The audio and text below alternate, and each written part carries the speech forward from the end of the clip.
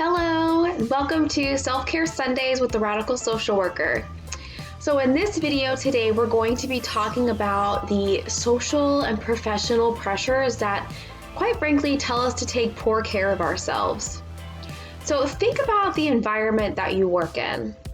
Are you working in a nonprofit? Are you working in private practice? Are you working in case management? Whatever it is that you're doing, there's a culture there in your workplace, right?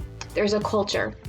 And for those of us who work in helping professions, there's often this spoken idea that our places that we work have work-life balance or promote work-life balance. But the reality is, we don't always feel that way. We don't always feel like we have the freedom or the ability to take time off when we need it. So why is that? Well, there's several reasons, and we're going to unpack a couple of them today. So first, we have to think about the overall culture in the United States surrounding work. Your work is your worth. So if you're taking time off of work, there's often this element of guilt, right? Because we have a value system here which prides work and production over most other things. So because in the United States we have this idea that your work is your worth, we often take pride in working through our sickness and powering through and going to work and putting on a strong face, and it can become kind of an ego thing. And so we have to watch out for that as well. With the field of social services specifically, it is a helping profession. And so within helping professions, there's generally a culture of putting others first and putting yourself last. And so what happens when we have that kind of undertone in our work is we definitely internalize that. And we can kind of develop this sense of, well, if I don't do it, then no one is going to do it. Or if I don't do it, then who's going to do it? So we kind of put ourselves into these silos where we convince ourselves that we're the only person who can do A, B, C, or D. And so if we aren't there, then it's just not going to get done, and we're going to leave people in the lurch. So when it comes to client work, that can be a really heavy idea to bear, that if you're not there, then your clients will go without. We don't prioritize our own well-being because we believe that if we do, we're going to be leaving people without having their needs met. So bundle that in together with the overall culture surrounding work in the United States, right, that prizes work over all else and places your value in what you can produce. So those two things combined can start to create a really unhealthy idea surrounding self-care and prioritizing your own health and the health of others that are in your life. We have our overall societal values concerning work. Then we have the values of the helping profession and the pressures from there. But another important element is social services is a female-dominated field. When we're talking about self-care or deprivation of self-care throughout a person's career, when you have a field like social services that is mostly comprised of women, we have the issue of patriarchal culture to work through as well, and things like gender stereotypes. So we have the ideas in our society that women must be nurturing, women must be self-sacrificing, we put all others before ourselves. We're all about taking care of others. So when you have a female-dominated field, those stereotypes and those social expectations are going to come into play as well. So we have this overall societal theme of your work is your worth. Then we have the pressures of the profession itself, social services being a helping profession, and the idea that you put others before yourself. And then on top of that, we have gender stereotypes and established norms that dictate behavior for helping professions as well. So what that demonstrates is there's a lot of pressure to be self-sacrificing. There's a lot of pressure to put yourself last. So what ends up happening is over time, your health can become very compromised. So I want to share a little story about myself and my own really, really poor boundaries when it comes to self-care. So back several years ago, I was working at a nonprofit, and there was a lot going on. It was during the implementation of the Affordable Care Act, and there was a lot of shifts happening with Medicaid and reimbursements and all those kinds of things. So it was a pretty chaotic time for a while, and definitely there was pressure to, be there and be at my best. So here's what ended up happening. I got sick. I caught a really nasty cold, and I just kept going to work. I minimized my symptoms. I wasn't honest with how bad I was feeling, and I continued to work 50 plus hours a week. I had this mindset because things were in, to be honest, a fragile state at that time with service provision. And I had it in my mind that if I wasn't there, something was going to fall apart, something wasn't going to get done. And so I just kept going to work.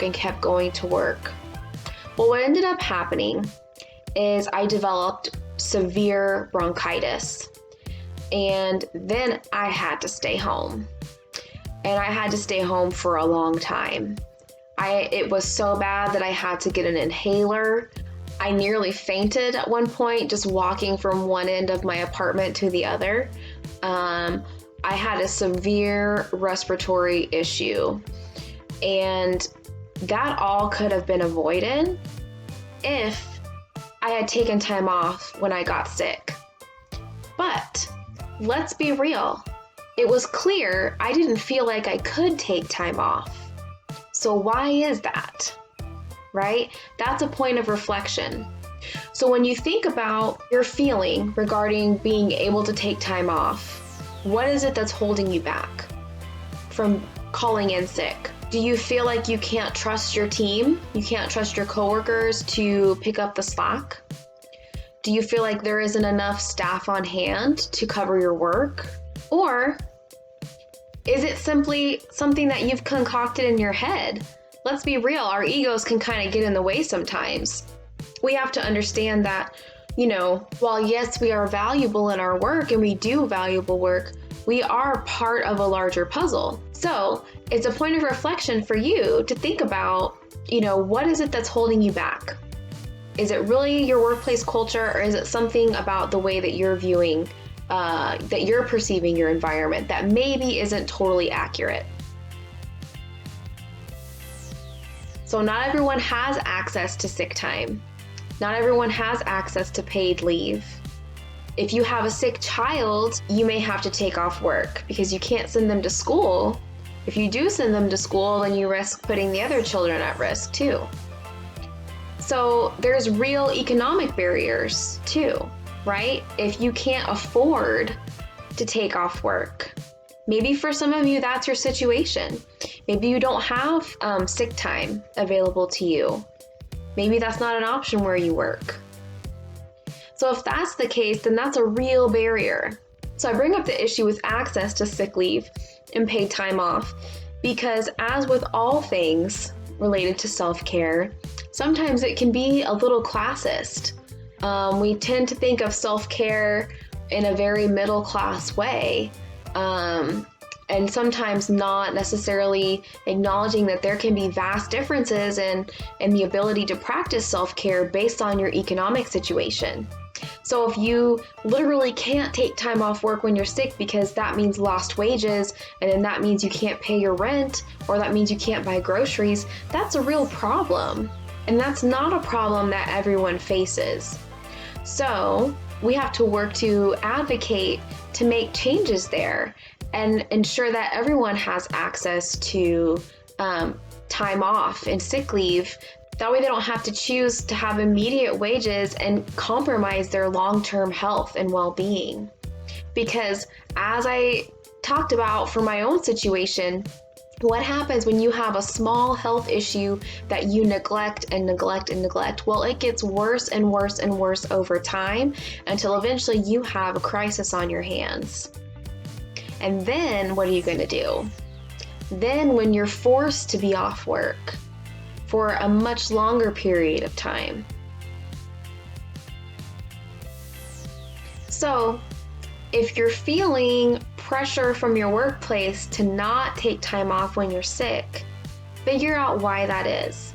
Is it because your employer has failed to prepare for life issues that come up? Is it because your employer fails to hire an adequate number of staff or have PRN staff on hand in case someone is sick or has an emergency? Or is it because your own perception of kind of being in this hero type role has shaped your perception to make you believe that it's going to collapse without you, when in reality that may not be the case? Yes, what you do is important and you yourself are very valuable, but are you able to trust your team if you have a team? Then if you can, then why not take care of yourself? Let's recap. We have a culture here in the United States that prizes work over all else. Your work is your worth, and that automatically sets people up for self-neglect, for neglecting your health care, and for going to work sick. Then on top of that, we have our helping profession, which has a certain image and values that promote self-sacrifice. So we begin to develop this image that if we don't go to work, then people are going to suffer. Then on top of that, we have patriarchal culture and we have gender stereotypes and expectations.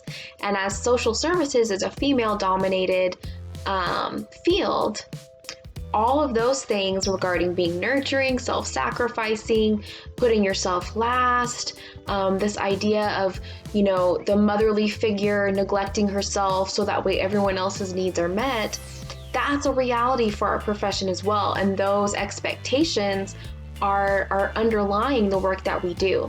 So we have all of those pressures to not take care of ourselves and to power through when we're sick. So we have all of that. Then we have to look at socioeconomic status and the impact that that has on being able to take time off and seek medical treatment when you're sick. So there are a lot of barriers to taking care of yourself and being able to recover and seek medical care when you are sick. But I would encourage you to reflect and think about your own situation and your work environment. Figure out what your barrier is. Don't be like me and accumulate over 200 hours of sick time and then have to have bronchitis for a month and a half. Don't do what I did. I hope that you all enjoyed this video. Thank you so much for watching, and be on the lookout for our next Social Justice Saturdays and Self-Care Sundays as well. Bye!